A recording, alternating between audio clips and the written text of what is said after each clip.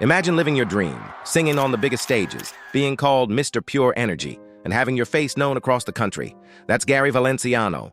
For decades, he inspired millions with his voice, dance, and passion. He was a superstar, admired, celebrated, loved. But when the music stopped, when the curtain fell and the fans went home, Gary was left with questions no applause could answer.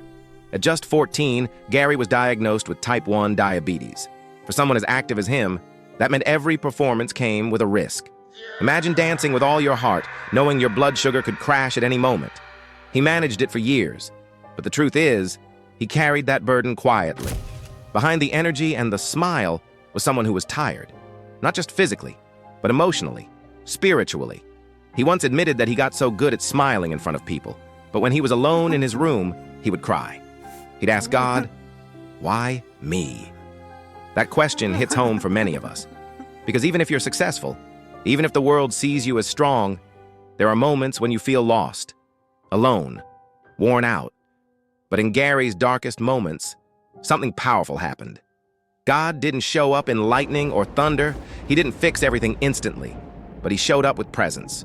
Quiet, faithful, steady. And in that stillness, Gary heard something deeper than applause. He heard God say, "I see you." That was the beginning of his transformation. Gary surrendered his life to Jesus, not just as a belief, but as a relationship, someone to trust, to follow. It wasn't about religion, it was about coming home. But becoming a born-again Christian didn't erase the storms.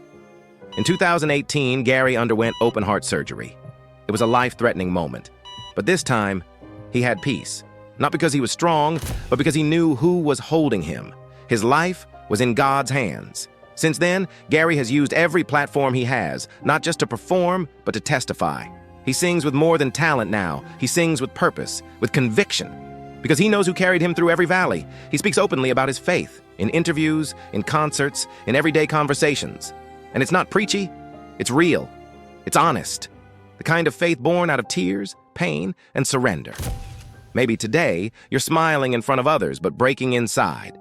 Maybe you've been asking, "Why me, Lord?" Let Gary's story remind you. It's okay to ask that. God isn't waiting for your perfection. He's waiting for your honesty. Take a breath, be still, talk to him. He's been there the whole time. And if this spoke to you, maybe share it, or say a prayer, or just pause and let God meet you right where you are, because your story's not over. And with Jesus, it's just beginning.